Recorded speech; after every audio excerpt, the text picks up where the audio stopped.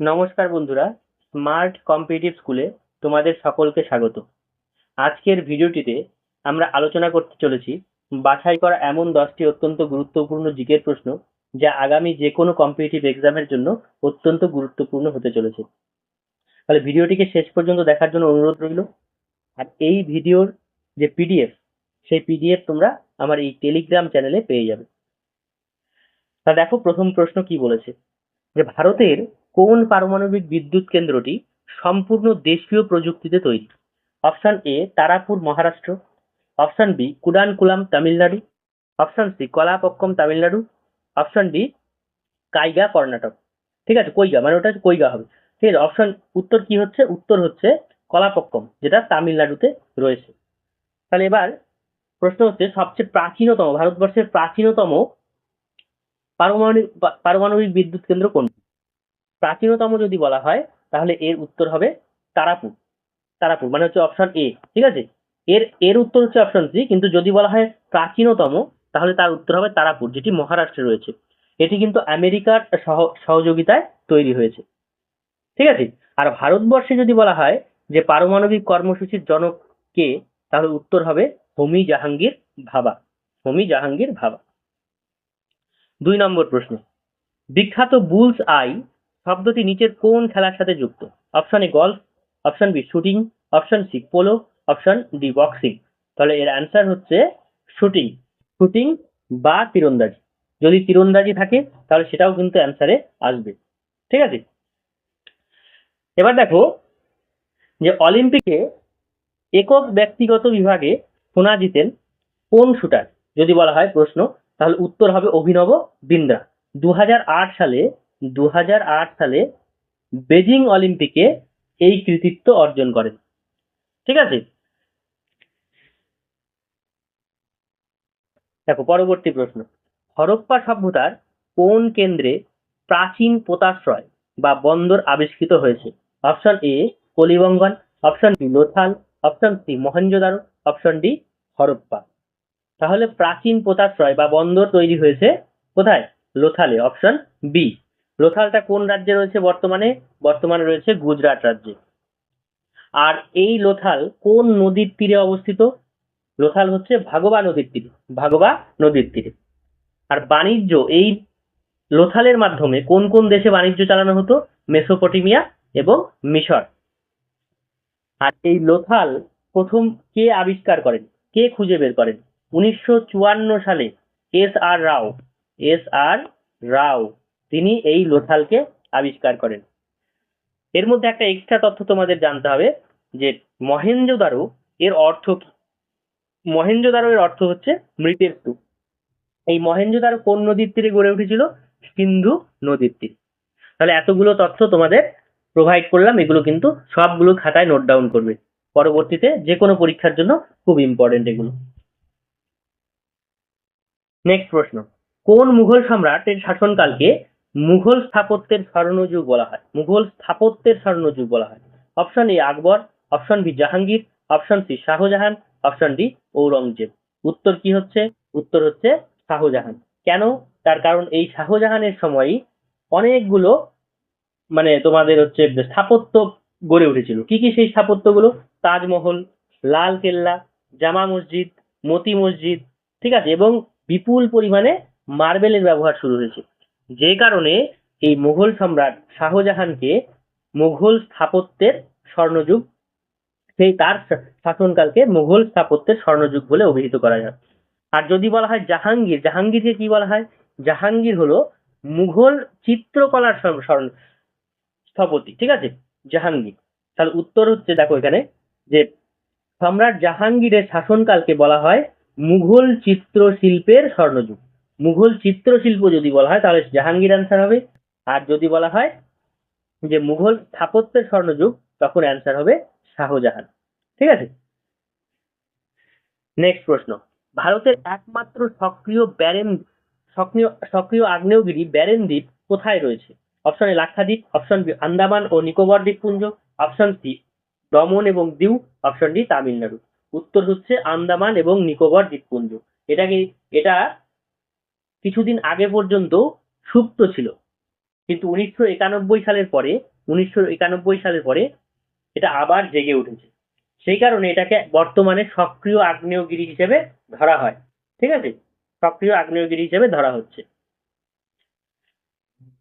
তাহলে দেখো, এটার একটু এক্সট্রা যেটা দেখতে হবে তোমাদের, যে আন্দামান সাগরে অবস্থিত ব্যারেন দ্বীপ হলো ভারত তথা দক্ষিণ এশিয়ার একমাত্র সক্রিয় আগ্নেয়গিরি।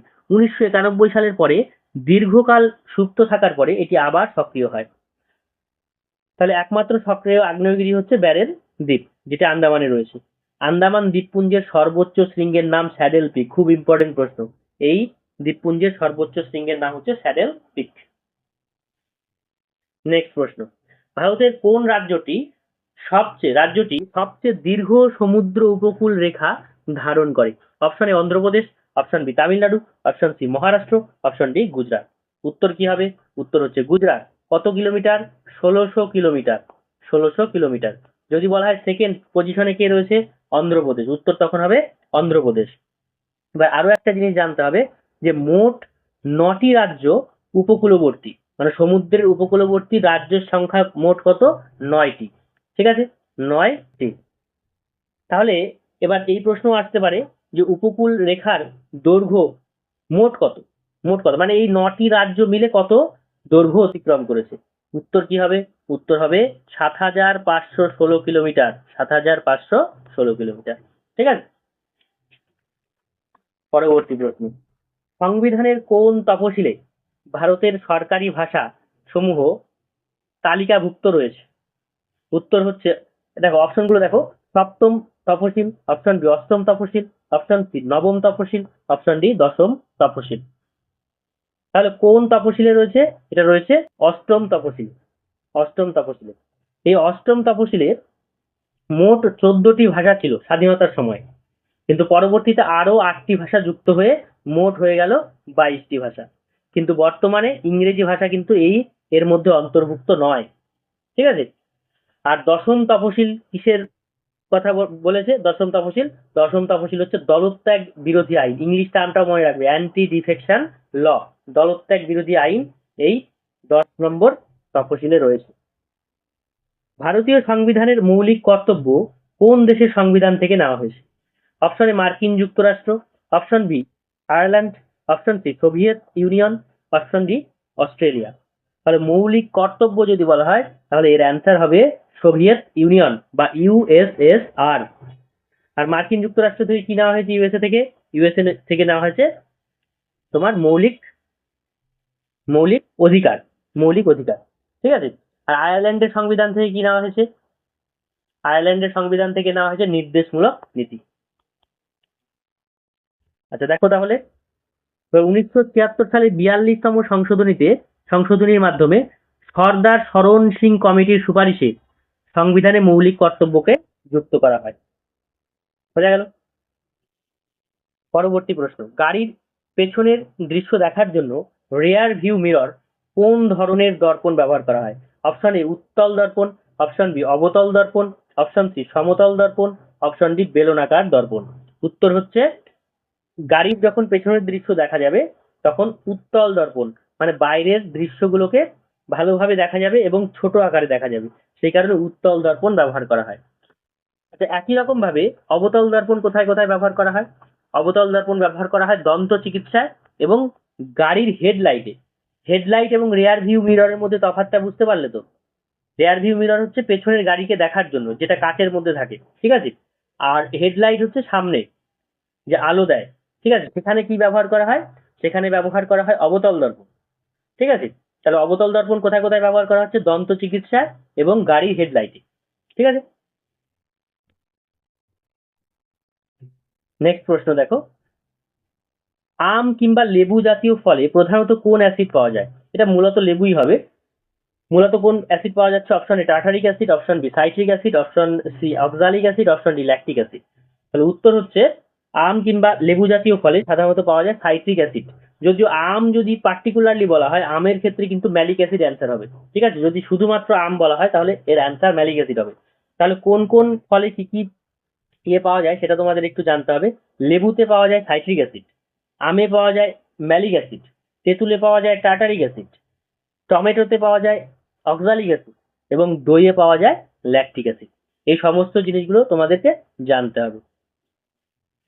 তাহলে এবার দেখো ওয়ান লাইনার হিসেবে আমি দিয়ে দিয়েছি, সম্পূর্ণ দেশীয় পারমাণবিক কেন্দ্র হলো কলাপক্কম। বুলস আই কোন খেলার সাথে যুক্ত? শুটিং। হরপ্পা বন্দর কোথায় রয়েছে? হরপ্পা বন্দর পোতাশ্রয় যেটা প্রাচীনতম, লোথাল। মুঘল স্থাপত্যের স্বর্ণযুগ বলা হয় শাহজাহানকে। একমাত্র সক্রিয় আগ্নেয়গিরি হলো ব্যারেন দ্বীপ, যেটি আন্দামানে রয়েছে। দীর্ঘ সমুদ্র উপকূল রেখা গুজরাট। সরকারি ভাষার তালিকা অষ্টম তপশিলে, মোট রয়েছে এখন বর্তমানে 22টি। মৌলিক কর্তব্যের উৎস সোভিয়েত ইউনিয়ন বা রাশিয়া থেকে। রেয়ার ভিউ মিররে ব্যবহার করা হয় উত্তল দর্পণ। আর লেবু অথবা আমে প্রধান অ্যাসিড কোনটা? Citric acid. ঠিক আছে, তাহলে আজকের মতো এ পর্যন্তই। ভিডিওটিকে ভালো লাগলে তোমরা লাইক, শেয়ার এবং সাবস্ক্রাইব করবে। আর ভিডিওটিকে শেষ পর্যন্ত দেখার জন্য অনেক অনেক ধন্যবাদ।